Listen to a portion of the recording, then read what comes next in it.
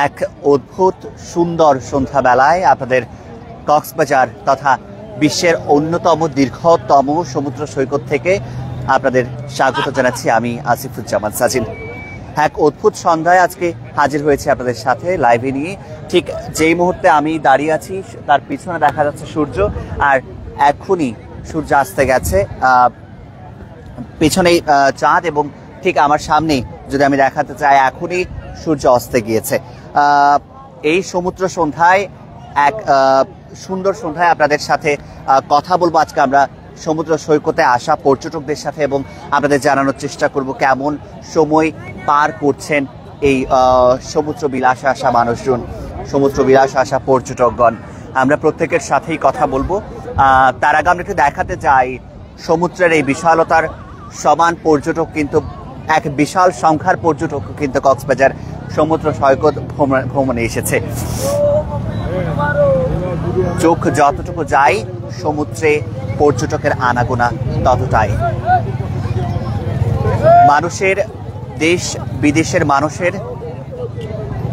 এক অন্যরকম আকর্ষণ কাজ করে এই কক্সবাজার সমুদ্র সৈকত নিয়ে। তার সত্যতা আমরা আজকে সমুদ্র সৈকত দেখতে আসা দর্শনে আসা দর্শনার্থীদের দেখে আমরা বলতে পারি।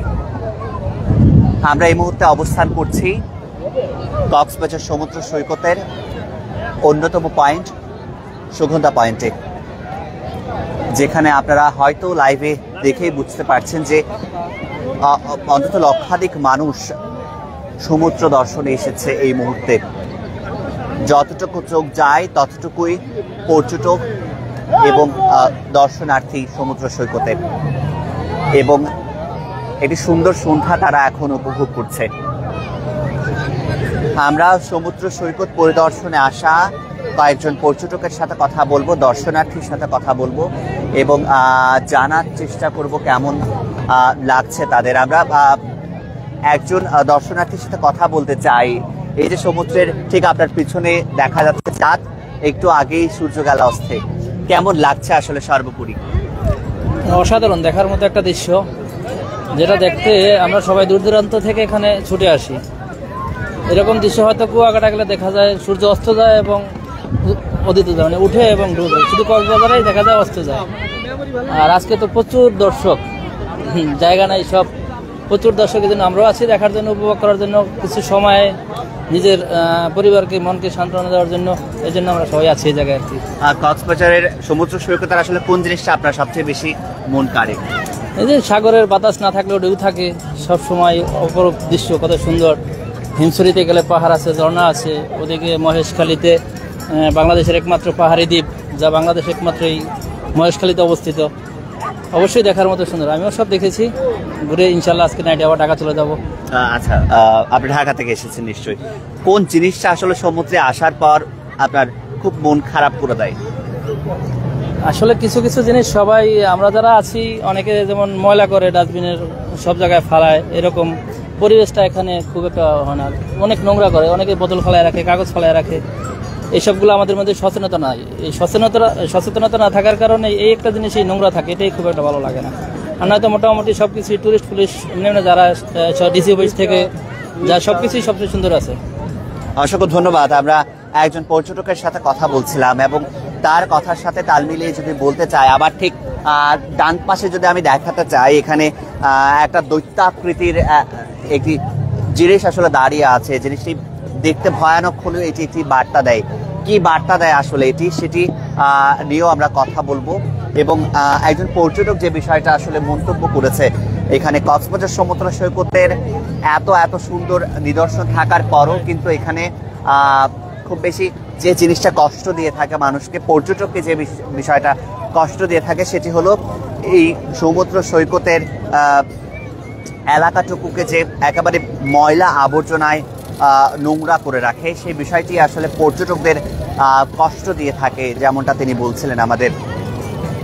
আমরা একটু আমাকে যিনি সহযোগিতা করছেন, আমি রহিমউদ্দিনের সাহায্যে একটু দেখাতে চাই কক্সবাজার সমুদ্র সৈকতে পড়ে থাকা এই প্লাস্টিকগুলো আসলে কতটা ভয়ানক হতে পারে। সেই ভয়ানক বার্তাটাই কিন্তু আসলে ওই দৈত্যের মাধ্যমে, প্লাস্টিকের দৈত্যের মাধ্যমে আসলে দেওয়ার চেষ্টা করছিলেন এই দৈত্যটি যারা নির্মাণ করেছেন তারা। সমুদ্রে ঠিক যতটাই পর্যটক বৃদ্ধি পাচ্ছে ততটাই কিন্তু আসলে ময়লা আবর্জনার পরিমাণটাও নিয়ম করে বৃদ্ধি পাচ্ছে।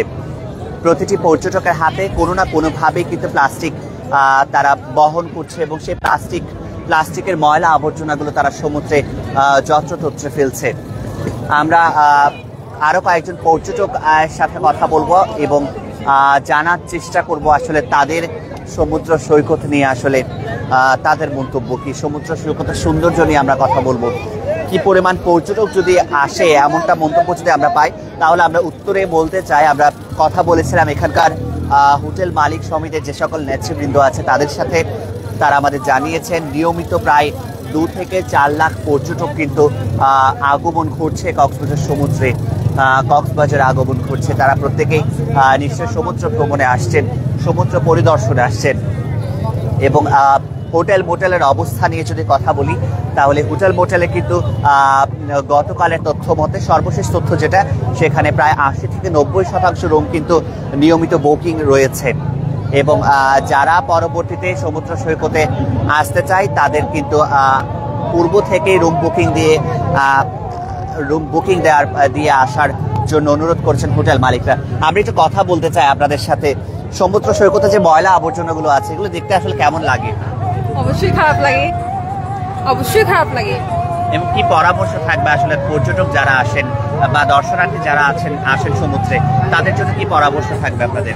নির্দিষ্ট জায়গায় ময়লা ফেললে অবশ্যই প্রকৃতিটা সুন্দর লাগবে, আমাদেরও ভালো লাগবে, এটাই হচ্ছে কথা। আপনার ডান পাশে যে দৈত্যটা আছে ওটা দেখে কি ভয় লেগেছে? আমি তো করে ওদিকে যাইনি, এখন শুনে আসছি, যাবো আর কি করে। আসলে দৈত্যটা কি বার্তা দেয় আপনার কি মনে হয়? আমি আসলে দেখিনি তো এখনো, ওই জন্য বলতে পারছি না। ভালো করে দেখা হয়নি? হ্যাঁ, না, ওদিকে যাইনি এখনো। আচ্ছা, সর্বোপরি সমুদ্র সৈকত কেমন লাগছে বলুন? অবশ্যই ভালো লাগার জন্যই তো আসা এখানে। কোথা থেকে এসেছেন? আমরা চিটং থেকে, রাউজান থেকে আসছি। ভালো লেগেছে সমুদ্র? আমরা কথা বলছিলাম একজন পর্যটকের সাথে, তিনি আমাদের ঠিক যেমনটা জানাচ্ছিলেন, কক্সবাজার সমুদ্র সৈকতে ময়লা আবর্জনায় বিস্তৃত থাকাটি আসলে খুবই বেদনাদায়ক। এবং পাশাপাশি পর্যটকদের যে অনুরোধটা আসলে তারা করেছেন যাতে নির্দিষ্ট স্থানে ময়লা আবর্জনা ফেলে এবং পাশাপাশি কক্সবাজার সমুদ্র সৈকতটাকে যাতে পরিষ্কার পরিচ্ছন্ন রাখে, এই অনুরোধটি আসলে একজন পর্যটকের। আমরা যদি দেখাতে চাই প্রতিটি স্থানে কিন্তু আসলে প্লাস্টিকের বর্জ্য ফেলা, এখানে সেই বর্জ্যগুলো কিন্তু সরাসরি চলে যাচ্ছে সাগরে এবং সাগরে চলে যাওয়ার কারণেই কিন্তু আসলে আমাদের নিয়মিত যে প্রাকৃতিক দুর্যোগ থেকে শুরু করে যে দুর্যোগগুলোর সম্মুখীন নিয়মিত আমাদের দেশ, আমাদের পৃথিবী হচ্ছে, তার অন্যতম কারণ কিন্তু এই ময়লা আবর্জনাগুলো আমরা বলতে পারি। এবং প্রতি বছরে কিন্তু আমরা দেখি সমুদ্রের মধ্যে অনেকগুলো বর্জ্য আসলে সাগর পাড়ে এসে পড়ে।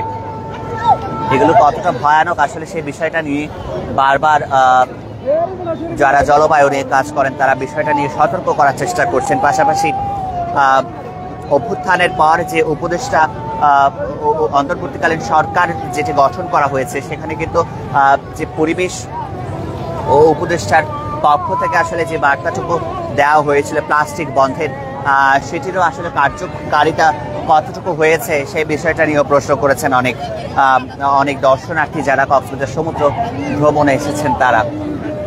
আমরা একটু দেখাতে চাই এখানে প্রত্যেকের হাতে কিন্তু প্লাস্টিকের বোতল। এই প্লাস্টিকের বোতলগুলো যদি আসলে পানির পরিমাণটা যদি শেষ হয়ে যায়, খালি বোতলটা কিন্তু তারা সমুদ্র সৈকতে ফেলে যাবেন। ঠিক যেমনটা দেখছেন আশেপাশে সমুদ্রের আশেপাশে যেভাবে পড়ে আছে বেশ কিছু প্লাস্টিক, বেশ কিছু পলিথিন পড়ে আছে। আমরা কথা বলছিলাম সমুদ্র সৈকতে আসা পর্যটকদের সাথে। আমরা এখানে বেশ কিছু ব্যবসায়ীদের আমরা লক্ষ্য করছি যারা এখানে ব্যবসা করছেন এবং তাদের প্রত্যেকের এখানে কিন্তু পলিথিন রাখা আছে। আমরা তাদের সাথে একটু কথা বলবো আসলে পলিথিনগুলো তারা কি করার, আসলে প্রত্যেকটি কাজে তারা পলিথিনের ব্যবহার করছেন। আমরা এটা কথা বলি আপনার সাথে। আপনি এখানে যে জিনিস বিক্রি করছেন, এখানে আপনার বেশ কিছু পলিথিন দেখা যাচ্ছে, বেশ কিছু বোতল দেখা যাচ্ছে। এই জিনিসগুলো কি আসলে এখানেই ফেলা হয় না, সমুদ্রে কি ফেলা হয়? জি না, জি না, কোথায় ফেলা হয়? সাঁতার পিছনে ডাইস মিল আছে, ময়লার এই জায়গায় রাখা নিরাপত্তা। ওখানেই রাখেন? জি। আচ্ছা, এখানে আপনি কি দিয়ে প্লেট দিয়ে দিচ্ছেন, তাই না? জি, জি। প্লাস্টিকের প্লেটগুলো দিয়ে দিচ্ছেন। জি। আচ্ছা, আপনি এখানে যে এগুলো বিক্রি করেন, আপনাকে কি কোনোভাবে নিষেধ করা হয় না? কারণ হ্যাঁ, নিষেধ করা হয়, ছাতার সামনে আসা নিষেধ। তারপর নিষেধ করার পরে এই তারপরে আমরা চুরি করে লুকিয়ে করে নামি, লুকোচুরি নামেন। আমরা কথা বলছিলাম কয়েকজন, এখানে নিশ্চয়ই এটা আপনি ফেলেছেন, তাই না? উপরের থেকে এসেছে। আচ্ছা, চানাচুরের এই পলিথিনটি কিন্তু তিনি ফেলেননি, এটা উপর থেকে আসছে, সরাসরি উপর থেকে আসছে। আমরা কথা বলছিলাম একজন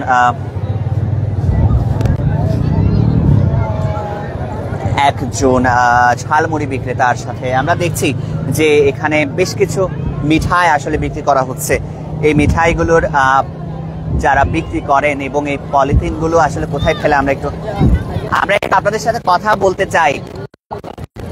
পলিথিন যেগুলো দিয়ে আপনি মিষ্টিগুলো বিক্রি করছেন, এই পলিথিনগুলো আসলে ফেলা হয় কোথায়?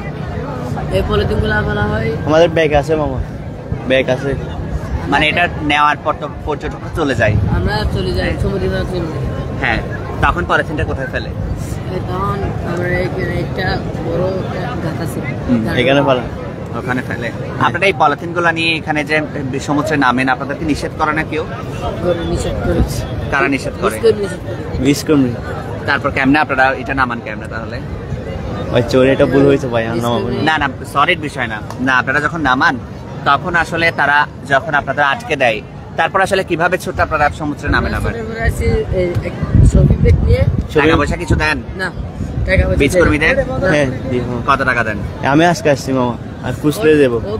খুঁজলে বীজ কর্মীদের টাকা দিবেন? আচ্ছা, আমরা কথা বলার চেষ্টা করছিলাম বেশ কয়েকজন বিক্রেতার সাথে, ব্যবসায়ীর সাথে। তারা আমাদের ঠিক যেমনটা জানাচ্ছিলেন, আসলে বাধা তারা দেয়, পরে কোনো না কোনো ছুটে আসেন। আমরা এতক্ষণ পর্যন্ত কক্সবাজার সমুদ্র সৈকতের সৌন্দর্য নিয়ে আমরা কথা বলছিলাম এখানকার যে সমুদ্রের মধ্যে ফেলা যে ময়লা আবর্জনাগুলো আছে সেগুলোর সাথে, এবং কথা বলার চেষ্টা করছিলাম, পর্যটকদের মতামতগুলো জানার চেষ্টা করছিলাম। আমরা সকলেই চেষ্টা করলে পারি আমাদের সমুদ্রটাকে আরো সুন্দর করতে, আরো সুন্দর রাখতে। এতক্ষণ আপনাদের সাথে ছিলাম আমি, আসিফুজ্জামান সাজিন।